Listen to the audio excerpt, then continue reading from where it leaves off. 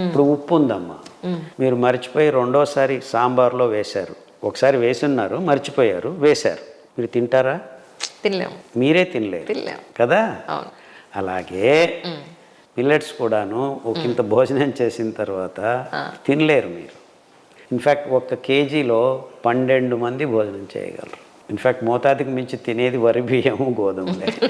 4-5 మంది ముగించేస్తారు. ఇదైతే ఎక్కువ తినలేదేమో కూడా అనుకోవడం. ఎప్పుడైతే నీళ్ళలో నానబెట్టి 8 గంటలు ఆ పీచు పదార్థం నీళ్ళని పీల్చుకొని వికసిస్తుంది, దాన్ని ఉడకపెట్టినప్పుడు మీరు ఇంతే తినగలరు. ఇప్పుడు కొత్తగా వచ్చిన కొర్రల్లో నానపెట్టక్కర్లేదండి, ఇలాగే వాడేసుకోవచ్చు అంటున్నారు సార్. అది తప్పం. అంతేనా? అంతే. ఇప్పుడు తొక్కలు ఉన్న కొర్రలు పక్షులకి వేస్తుంటాం. పొట్టు తీసిన వెంటనే లోపల ఉన్న పొరల్లోనూ మనకు పీచు పదార్థం ఉంటుంది. మీరే కొర్రలు తింటారు? పొట్టు ఉన్నవా? పొట్టు లేనివి. పొట్టు ఉన్నవి ఎవరు తినకూడదు. అంతేనా? పొట్టు పైన ఉంటుంది. ఇప్పుడు వరి బియ్యంలో పైన ఉంటుంది కదా కవచం, అది తీస్తేనే మీకు అలాగే కొర్రలు కూడాను పైన కవచం ఉంటుంది, అది తీసే తినాలి. దాంట్లోనూ పాలిష్డ్ అన్పాలిష్డ్ అని తేడా ఏంటంటే పైన పొరలు తీసేస్తే మీ ఔషధీ గుణాలు తక్కువ అవుతాయి. సో అన్పాలిష్డ్ అంటే పెద్ద పెద్ద మిషన్లలో కాకుండా చిన్న చిన్నగా రుబ్బుకొని విసురుకొని లేకపోతే మిక్సీలో తీసుకొని అలాగా మీరు సిరిధాన్యం నుంచి సిరి బియ్యం తయారు చేసుకొని దాన్ని 8 గంటలు నానబెట్టి తినటం మొదలు పెడితే వంట చేసుకొని ఏ ఇబ్బందులు ఎవరికీ రావు. 6 నెలల పిల్లల నుంచి 108 వయసు ఉన్న వాళ్ళు కూడా తినచ్చు. ఈ రోజుల్లో ఎస్పెషల్లీ నిద్ర పట్టట్లేదు అనేది ఎక్కువ చూస్తున్నాను, మానసిక అస్వస్థత.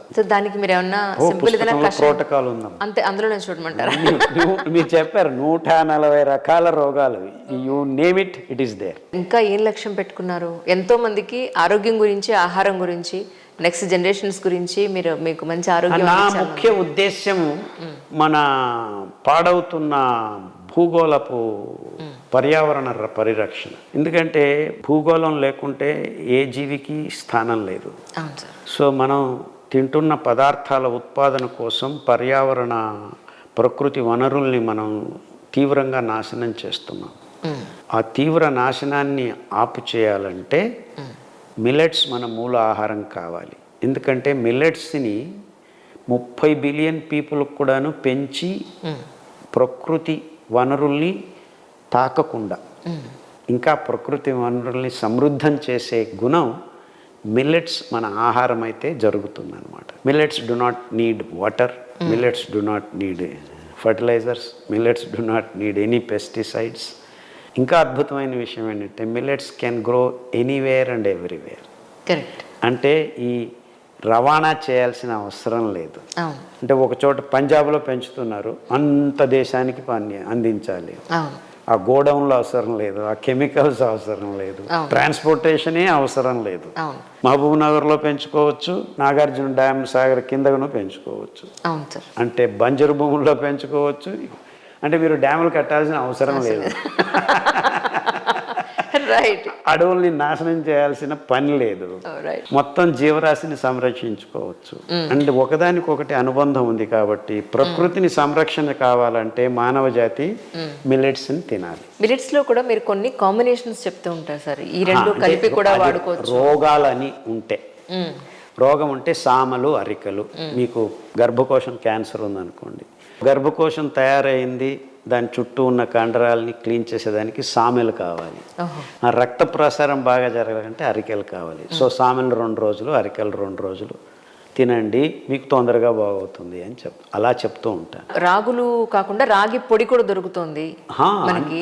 సో ఈ పొళ్ళు కూడా వాడుకోవచ్చు. పొళ్ళలో వాడడానికి మనకేం ఇబ్బంది లేదు. అంటే పొడులు వాడుకోవచ్చు అని నేను చెప్పను, మీరే పొడి చేసుకుంటే వాడుకోండి అని చెప్తూ ఉంటాను. ఓహో.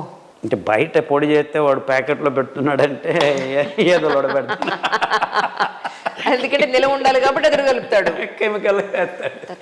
సో ఏదైనా మన ఇంట్లో తయారు చేసుకోవడం అనేది, ప్రాసెస్డ్ ప్యాకేజ్డ్ ఫుడ్స్ ఉన్నాయే దాని నుంచి దూరం ఉండండి. మిల్లెట్స్ అయినా కానీ ఎస్ నా అభిప్రాయంలో. ఎందుకంటే దాన్ని నిల్వ ఉంచాలి అని ఒకసారి మనం విత్తనం కవచం తీసేసామంటే ఇంకా అది అవును ఏదో ఒకటి జరుగుతుంది. దాన్ని ఆపు చేయాలి కదా, దానికోసం వాడు ప్యాకెట్ తయారు చేసేటప్పుడే కెమికల్ వేస్తారు. అవును సార్. సో అందుకే దూరంగా ఉండండి అని చెప్తుంటాం. మీరు మూల ధాన్యం తీసుకొని మీరు వంటలు చేసుకోండి అని చెప్తున్నాను. నేను సొంతంగా మా ఇంట్లో మేమే వంటలు చేసుకుంటాం. ఇప్పటికీ రోట్లో పిండి రుబ్బే మేము వడలు చేసుకుంటాం. ఓహో, మిక్సీ కూడా వద్దు అని చెప్తూ ఉంటాను. పొట్టు మినపప్పు వాడతారా సార్? మినప్పప్పు నాకు చాలా ఇష్టం.